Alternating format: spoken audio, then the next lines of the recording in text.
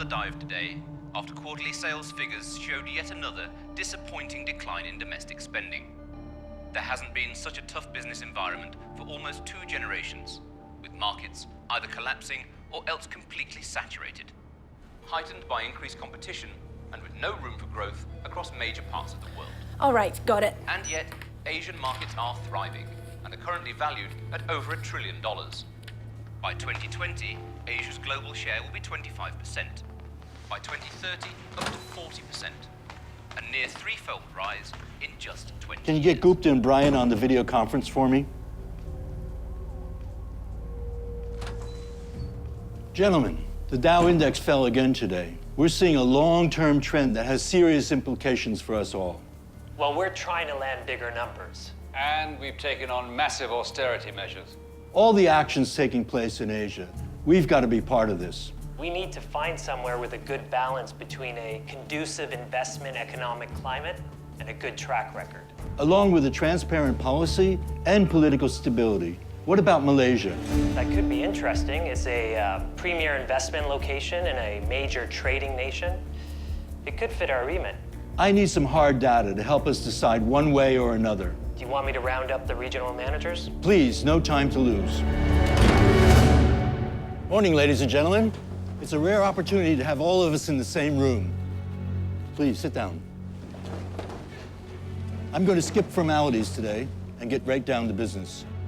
Our once dynamic corporation is in serious stagnation. Our current markets are being eroded at an alarming rate.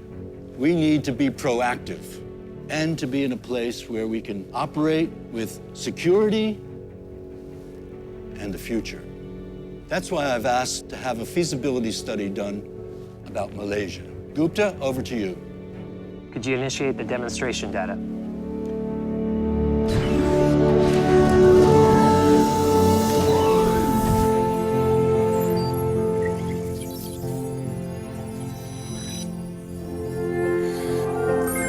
Malaysia. It's right in the heart of Southeast Asia. Approximately 5 hours away from our major markets.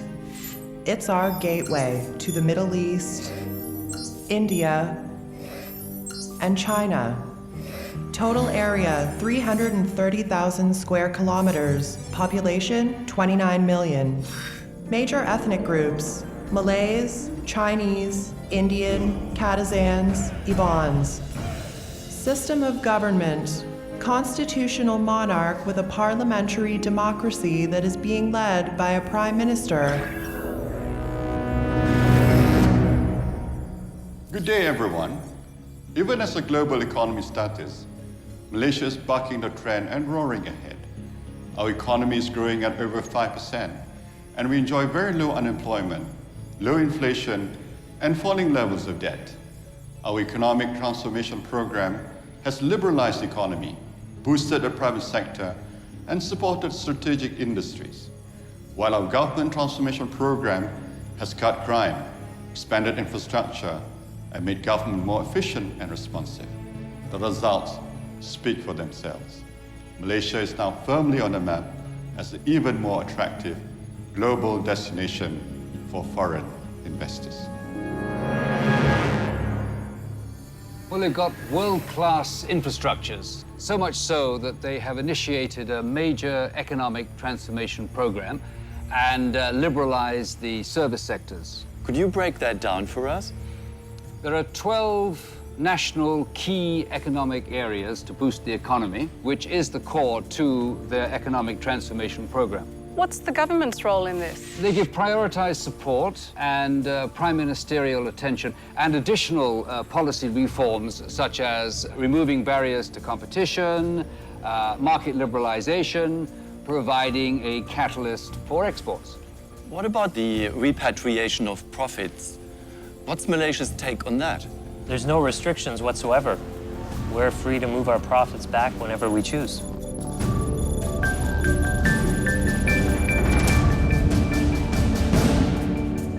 And what about foreign ownership and placing our people in key positions? Well, according to the information that we have, 100% foreign equity is allowed in the manufacturing sector and also in private investments, and we can just place our people in there to run it. They've set the right conditions for investors. And as additional reassurance, Malaysia signed binding investment guarantee agreements with more than 70 countries. What about the IP protection? Very secure. Malaysia is a member of the World Intellectual Property Organization. Guys, government protection sounds fine. But what I want to know is who's really operating there. Well, last time I checked, there were thousands of multinationals. You got Nestle, they've been there for the last 100 years. Nestle Malaysia plays an important role to the Nestle Group, especially in the Nestle ASEAN operation. We have chosen Malaysia as a production center due to the country's strategic location, right at the heart of the ASEAN region. It allows our business easy access to all of South Asia and the rest of Asia. Because of its unique knowledge and expertise in halal, we have also established Nestle Malaysia as the halal center of excellence in the Nestle world. What began 100 years ago as a small company is today a billion-dollar business and successful in the heart of Malaysia. I was sent a testimonial from MiDA's offices in Kuala Lumpur. Let's take a look. Malaysia is the largest and also the longest-serving offshore facility for Intel. We have a 40-year history in this wonderful country. MiDA, specifically, has played a key role in facilitating and supporting Intel's investment in Malaysia, enabling our growth in the areas of a high-tech assembly and test manufacturing, a world-class design and development center, and a global shared services organization supporting Intel's operations worldwide. My company has decided to expand its operation in Malaysia while building a carbon brakes facility for aircraft in Sandayan Industrial Park. What is important for us, and my company is very pleased with, is that MiDA has established a special task force for this project. This task force ensures that the implementation of our project will take off smoothly. I was here on your groundbreaking in March 2012, and the plant started production in December in the same year? Yes, that's right. We could start this project from the December timeframe within the 9 months. Also, after 3 months, we could ship our shipment to Japan. I believe the in order to establish this kind of big project, we had many operation from outside related parties. First of all, we could get support from the local government, also the central government in Malaysia. UPECA is a privately held company in Malaysia, and we basically provide manufacturing solutions to multinational companies in the oil and gas as well as aerospace industry. The key success factor for companies setting up here in Malaysia is the localization of the supply chain in Malaysia as well as this region. And UPECA remains and continue to push ourselves forward in terms of being the industry leader for the precision machining assembly segment, is improving our supply chain management. What attracts foreign companies into this region is the competitive cost structure here in Malaysia. And UPECA is positioning ourselves to be the tier 1 partner to these companies, allowing them a shorter lead time in terms of getting these products into their plant. That's a major achievement.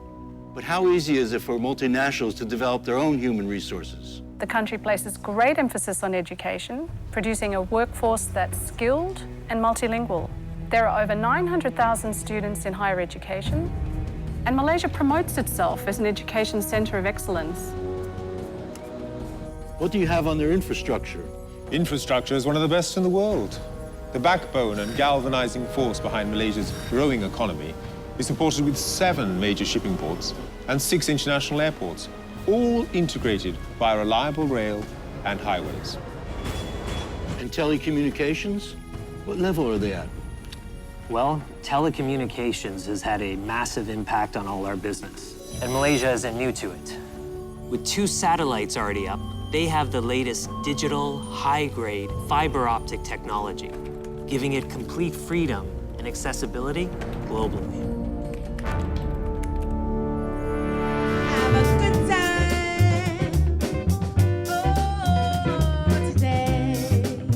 How is the lifestyle in Malaysia? Oh, you'll be spoiled for choice. They have everything from top recreational facilities to lush tropical rainforests, diving sites, championship golf courses, to theme parks, and to long sandy beaches. The list goes on. They have high-end boutiques to luxury goods for shopping enthusiasts with world-class hotels. And as for the food, it's a major Asian gastro destination. And you know, speaking about dining, you won't have to worry about halal food because it's readily available from restaurants to supermarket chains. Gupta, you mentioned something about their impressive design heritage. Yes, well, Malaysian architects have designed and built visually arresting homes and rarely surpass commercial properties. And their bespoke construction teams have built iconic buildings all over the world. I hear the MROs are expanding rapidly. Very much so. It's already the world's third largest maintenance, repair, and overhaul hub for the commercial aviation industry. And the government's committed to making it #1. And what about shipping? Malaysia has numerous domestic companies which are key to vessel maintenance and shipbuilding. They're currently focused on building small vessels, such as offshore supply vessels for the oil and gas sector. Who are the major oil and gas players? One of them is Petronas, a Fortune 500 Malaysian company, and foreign companies also have a strong presence. How best would you describe the industry there? The local oil and gas companies play a vital role as they're designing, building, fabricating rigs, along with laying deep water pipelines in various oil-producing markets. Let's not forget that the petrochemical and oleochemical industries are the second largest contributor in the manufacture of Malaysian products, many of which are exported. As you can imagine, this attracts considerable inflows of foreign direct investment. Gupta, you said you had some fascinating research about the health and medical industries. Is that correct? Our data reveals that Malaysia has significantly evolved from manufacturing high-quality microsurgical gloves to a leading stem cell facility service provider. They also have a world-leading heart institute, and now they're moving into producing digital autopsy devices. What incentives does the Malaysian government offer investors like us in terms of moving our high-tech operations there? There are many other benefits we're looking at. Plus, English is the business language used by everyone. Let's take a look.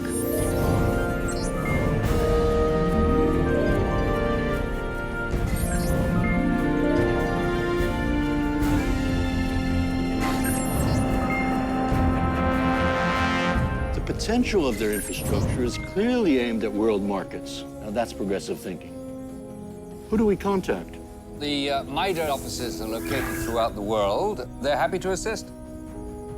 This is published by MiDA.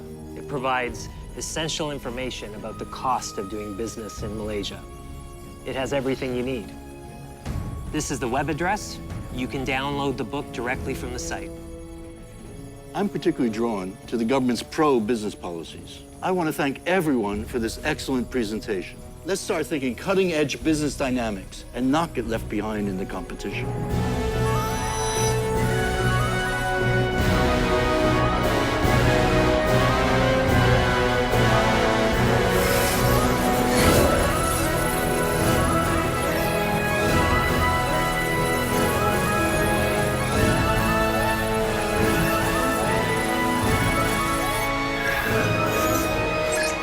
Malaysia, your profit center in Asia.